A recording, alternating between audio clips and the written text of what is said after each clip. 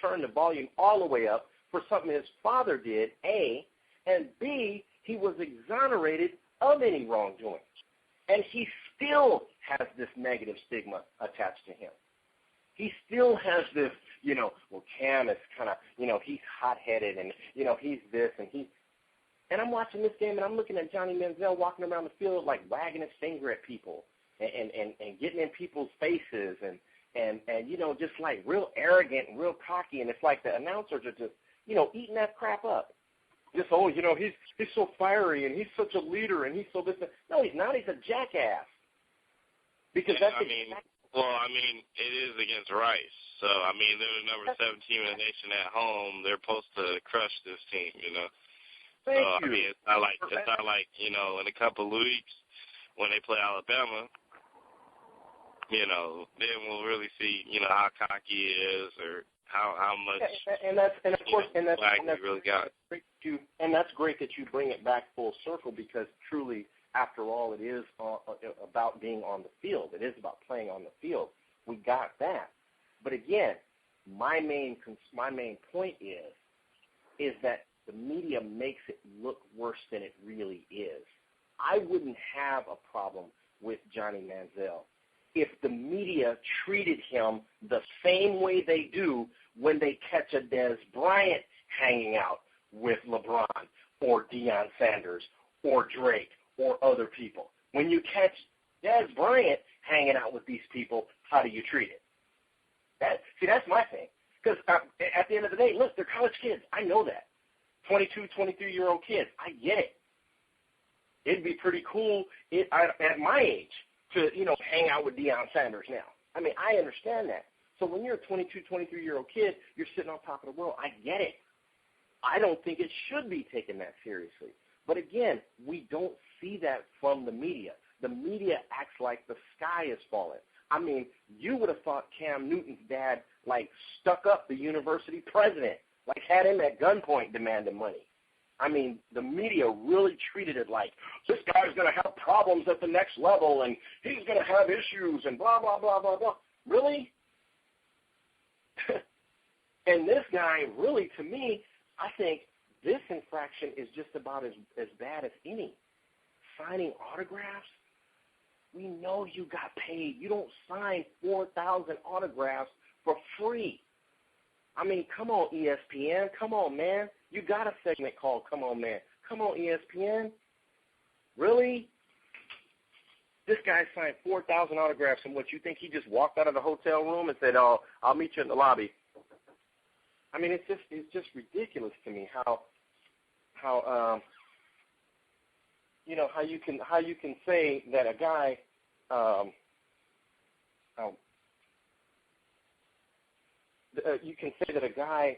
didn't pursue, getting paid, which there's no problem with. We debate that all the time. Should athletes be paid in college? Anyway, so I get it. Again, I'm not mad at Johnny Manziel. That's not my issue here. I'm mad at the media because I think it's the media that is putting this double standard out there. I'm not mad at Johnny Manziel. He's going to take advantage of whatever you put in front of him, and I'm not mad at him for doing that. If somebody wanted me to sign 4,000 autographs, guess what? If he just, think about how much money that is. Just $10 a pop. That's $4,000. You're a college student. You can't have any money really anyway. You can't do anything. Of course you won't take it. You figure most students maybe get, for the whole year, they might get $5,000 worth of financial aid if they qualify for it. So you figure that's a year worth of,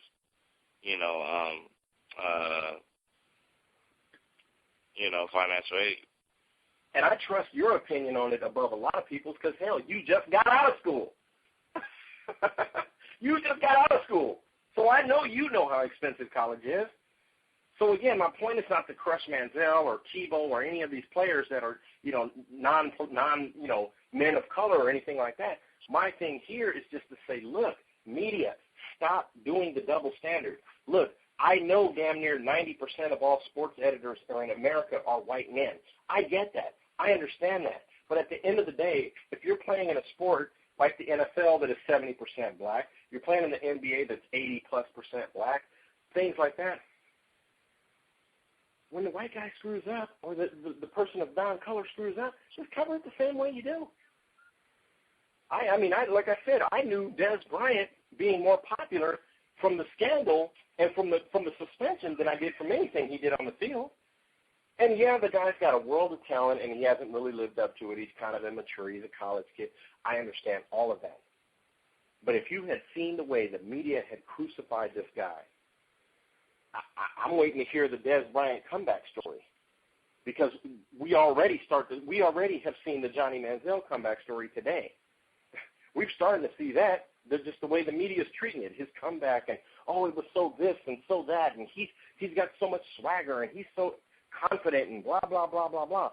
So the media has already kind of begun the narrative of, we going to make sure Johnny gets his comeback, and I'm tired of it. It makes sports hard to watch, because it's like, okay, you're going to sort of sacrifice this group, you know, as a result of sort of making this group better. You know how we always talk about on this show, we don't really do that Batman and Robin crap. You know how the media is always looking for who's Batman on the team, who's Robin. No, what you're doing is you're dividing the team. And I think the way that the media has just handled this whole Manziel thing, sure, it was crap. The suspension was a joke.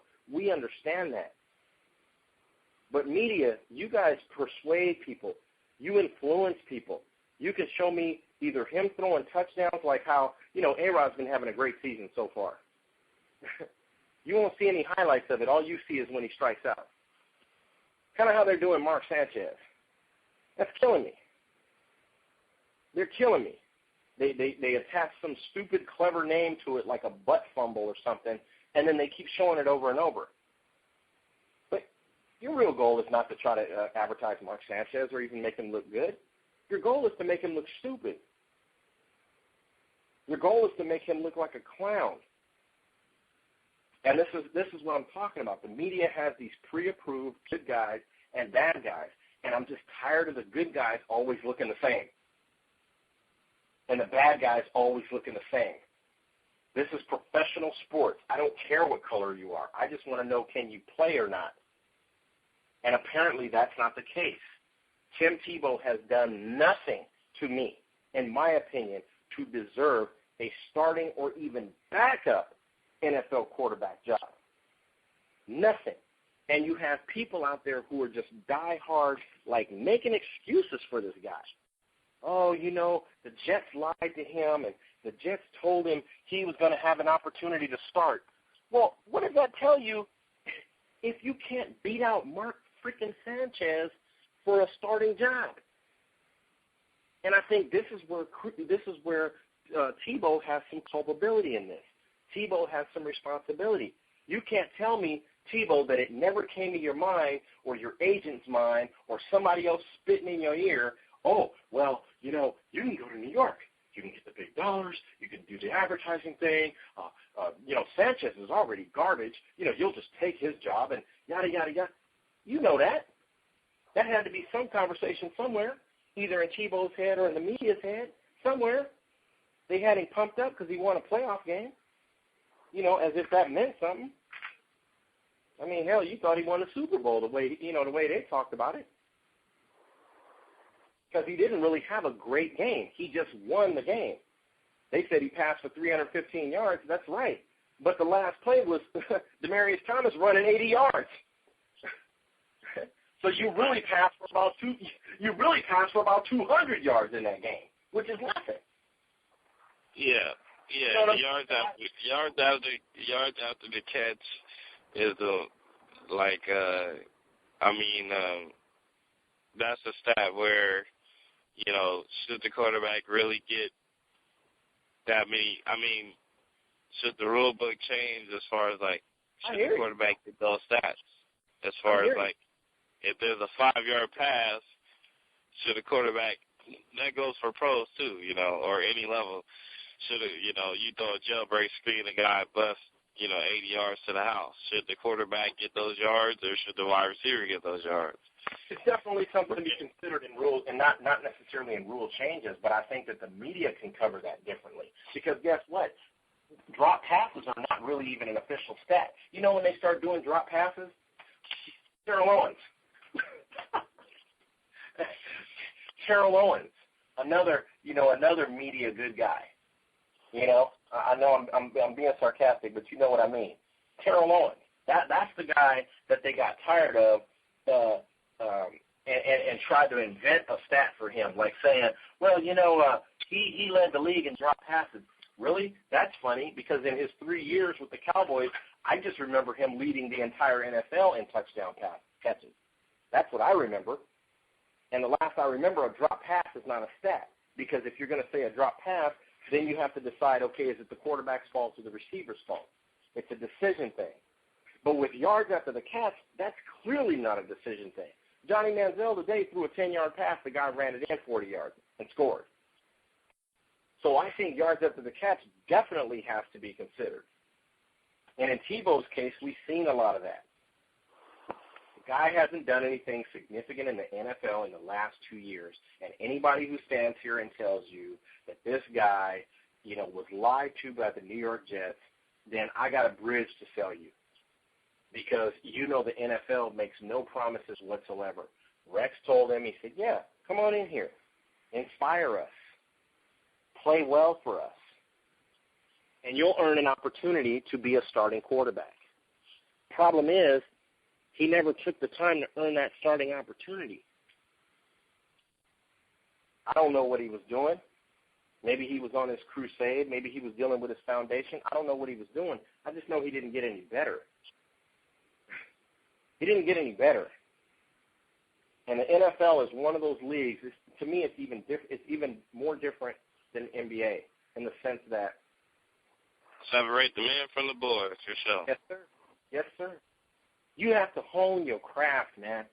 You have to hone your craft in the NFL, because in the NFL, you will be exposed for not knowing how to play, especially at a skill position. Especially at a skill position.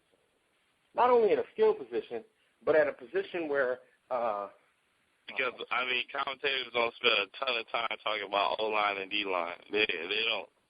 No. They don't. Everything else from wide receivers, quarterbacks, running backs, even tight ends get some love. On the defensive side, linebackers, defensive back get some love. But for the big uglies, that's why they call them the big uglies. The thing about it too, to add to that point, if you really think about it, most people can agree, myself included, that the quarterback is hands down the most important position in sports. It's the toughest position in sports. It's the most difficult position. You're not guarding a net. You're not playing at center down low. You're not calling out offenses on a basketball court where you got four other guys. It starts and ends with you.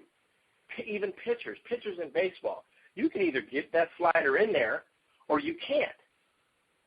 But at the end of the day, you got 8 guys behind you, backing you up.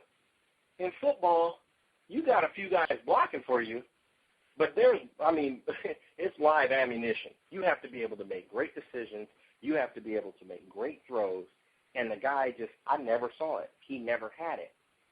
And I know he was a great college player according to what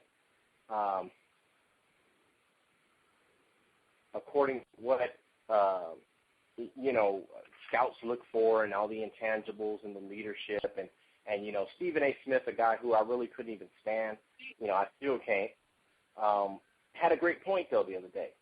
He said, look, I'm tired of hearing about how nice a guy this guy is. I'm tired of hearing about how, what a good person he is. I'm tired of hearing about, Tebow's such a good ambassador and he's got so much willpower and this and that. I'm tired of hearing that.